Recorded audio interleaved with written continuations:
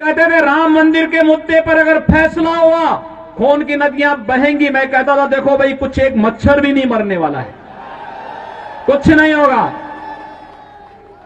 न्यायालय मेरिट के आधार पर फैसला करे, फैसले को लागू हम करेंगे। और किसी के माई के लाल पे हिम्मत है उत्तर प्रदेश में उपद्रव करके दिखा दे। तेरा बाप आया। राम राम बोलते हैं, सोते हैं राम राम बोलते हैं, आपस में मिलते हैं राम राम बोलते हैं, किसी अभियान में जाते हैं जय श्री राम बोलते हैं। लेकिन बंगाल की सरकार है ये राम नाम पर प्रतिबंध लगा रही है, जय श्री राम पर प्रतिबंध लगाने का प्रयास कर रही है। वैसे ममता दीदी को प्रतिबंध लगाने में बड़ी महारत हासिल है। इन्होंने पिछले साल यहां पर सदियों से चली आ रही दुर्गा पूजा की परंपरा को भी प्रतिबंधित करने का प्रयास किया था। भाइयों बहनों, मुझे याद है एक साथ पूरे देश के अंदर दुर्गा पूजा और मुहर्रम एक साथ हो गए थे। उत्तर प्रदेश में भी था, बंगाल में भी था। उत्तर प्रदेश में हमारे अधिकारी आए, उन्होंने कहा कैसे आयोजन हो पाएंगे, क्या पूजा के समय करते। मैंने कहा पूजा का समय आगे पीछे नहीं होगा, जब पूजा होनी है मां की तभी पूजा होगी। और समय बदलना है तो मुहर्रम के जुलूस के समय को बदल दो, ताजिया के जुलूस का समय बदलेगा।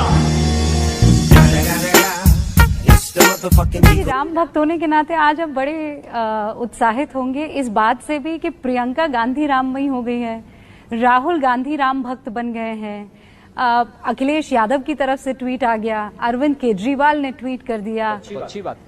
हम तो ये इस बात को बराबर कह रहे हैं कि राम सबके। तो ये राम भक्ति जागी है या आपको लगता है कुछ और है? जाए तो अच्छी बात है, अन्यथा रामलीला के किरदार में हनुमान भी है और कालनेमी भी है, हनुमान भी है और कालनेमी भी है।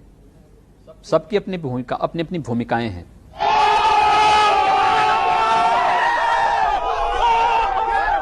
दंगे की शुरुआत हिंदुओं की ओर से नहीं हुई। एक भी दंगा शुरू करने वाला ना हिंदू होता है ना मुसलमान होता है। कैसी बात कर रहे हैं आप? मैं सच्ची बात कर रहा हूं। आज लोग कह देंगे आईएसआईएस के साथ लड़ने वाले लोग न हिंदू है न मुसलमान है, फिर उनके लिए फतिया क्यों पढ़ा जा रहा है? आप कहते हैं कि आतंकवाद की कोई जाति नहीं होती, और राम जन्मभूमि पर हमला करने वाले आतंकवादी जब वहां सुरक्षा बलों के हाथों मारे जाते हैं तो उनके लिए फतिया पढ़ा जाता है। क्यों नहीं उनको अमेरिका की जैसे ओसामा बिन लादेन को अमेरिका ने समुद्र में डाल दिया, पता ही नहीं लगा कहां चला गया, वैसे क्यों नहीं उनके साथ व्यवहार करते हैं? फिर जब उसकी कोई जाति नहीं, उसका कोई मजहब, कोई धर्म नहीं, उसके साथ इसी प्रकार का व्यवहार करिए आप। क्यों उसको फिर जाति के दायरे में, किसी मजहब के दायरे में उसको कैद कर देना? ये तो आप कर रहे हैं कैद, मैं नहीं कर रहा हूं। ये वे लोग कर रहे हैं जो उनको उस प्रकार का देने के लिए उतावले दिखाई देते हैं। और इसलिए मैं कह रहा हूं, अगर जाति नहीं, मजहब नहीं, समाप्त करिए। आतंकवाद की कोई जाति नहीं, कोई मजहब नहीं, आप उसके साथ उसी प्रकार का व्यवहार करिए। आप आतंकवादी है, मिट्टी तेल छिड़क करके आग लगा डाल दिए। तेरा बाप आया। अगर कोई मोहल्ला है, बाजार है जिसका नाम था मियां बाजार, आपने उसको कर दिया माया बाजार, करवा दिया। अली नगर कोई था, उसको करवा दिया आर्य नगर। उर्दू बाजार को कर दिया हिंदी। रायपुर को हमने हनुमानपुर कर दिया है, इस्लामपुर को ईश्वरपुर कर दिया है, और भी करेंगे अभी जी। योगी अंकल, जब तुम सबका नाम बदल ही रहे हो तो जरा इस बंदे का नाम और चेंज कर दो। ओ भाई, नाम बताइए जरा अपना। क्यों नहीं करेंगे? कर देंगे, बिल्कुल किया जाना चाहिए। आवश्यकता है तो किया जाना चाहिए।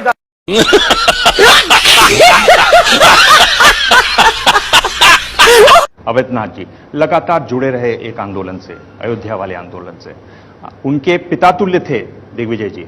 उन्होंने ये भी कहा कि मुसलमानों को 5-10 साल के लिए वोटिंग होनी नहीं देनी चाहिए। स्टेटमेंट में खबर छपी हुई है 1950 में। एक ऐसी लाइन है जो हटकर है और जो कड़ी लाइन है। आप भी उसी तरह की बात करते हैं। फिर आपको तो मुझसे क्या आपत्ति है? नहीं, इसीलिए आप जब मेरी परंपरा को जान रहे हैं तो फिर आपको मुझ पर आपत्ति नहीं होनी चाहिए। आपको तो मुझे अप्रिशिएट करना चाहिए कि चलिए मैं उस लाइन का अनुसरण कर रहा हूं। जो देश को तोड़ना चाहते हैं उन लोगों को हम तोड़ रहे हैं। इस पे तो आपको खुश होना चाहिए।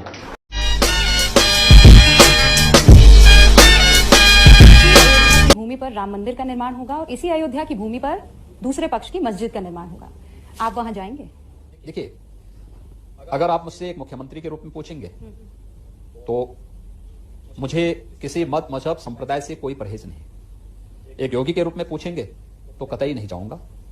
इसलिए नहीं जाऊंगा, मैं एक हिंदू हूं। एक हिंदू के रूप में मुझे अपनी उपासना विधि को व्यक्त करने और उपासना विधि के अनुसार आचरण करने का पूरा अधिकार है, लेकिन दूसरे के कार्य में मुझे जाने का कोई अधिकार नहीं है या उसमें हस्तक्षेप करने का भी कोई अधिकार नहीं है।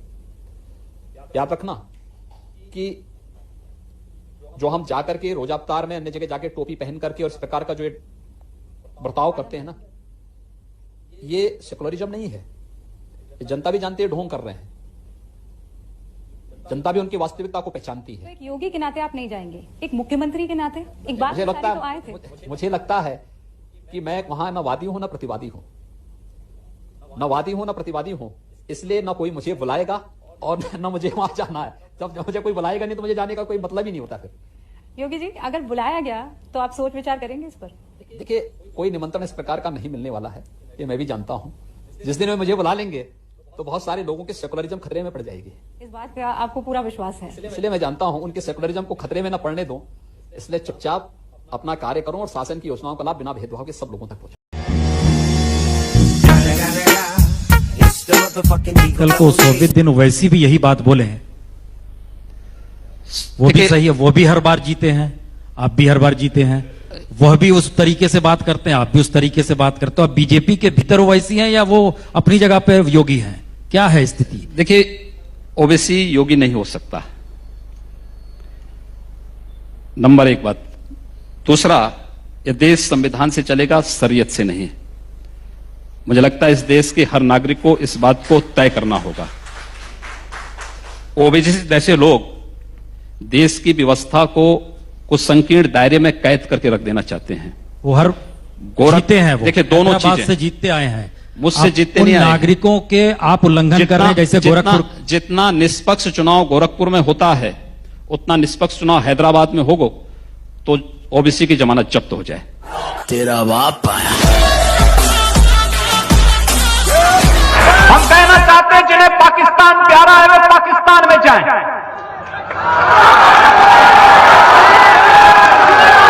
जिन्हें पाकिस्तान अच्छा लगता है वो पाकिस्तान चले जाएं। हम उसको रोकेंगे नहीं, अगर वो चाहेगा तो उसको जाने का किराया भी मुहैया करा देंगे।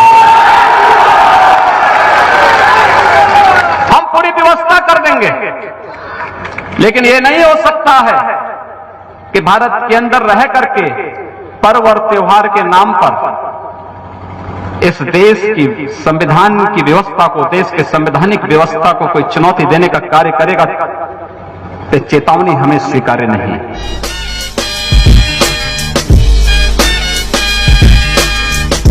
अच्छा हुआ, आपको मैं धन्यवाद दूंगा कि कल आपने यहां पर आपके एटीएस ने कुंभ में खलल डालने के लिए कुछ आतंकी कुछ षड्यंत्र कर रहे थे, लेकिन आपने उनको यहीं पे पकड़ लिया।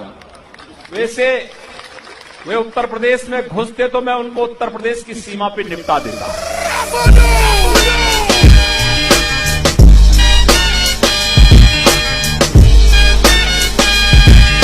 तो आप कैसा समाचार है कि इधर भी बंदूकें हैं, उधर भी बंदूकें हैं, गोलियां चलेंगी, लोग मारे जाएंगे? अगर शासन प्रशासन फेल हो जाएगा तो स्वाभाविक रूप से जनता को अपनी रक्षा के लिए स्वयं खड़ा होना चाहिए और जनता खड़ी हो रही है। ये बात आपके संविधान में किस धारा में लिखी हुई, कहां लिखी? ये संविधान में कहां लिखी गई है कि आप बहुसंख्यक समाज को प्रताड़ित करो, उनका कत्लेआम करो और प्रशासन नपुंसकों की तरह चुपचाप बैठा रहे? ये कहां लिखा गया है? योगी जी, अगर न्याय पाने का अधिकार किसी एक जाति और मजहब को है तो बहुसंख्यक समाज को भी है। तेरा बाप आया।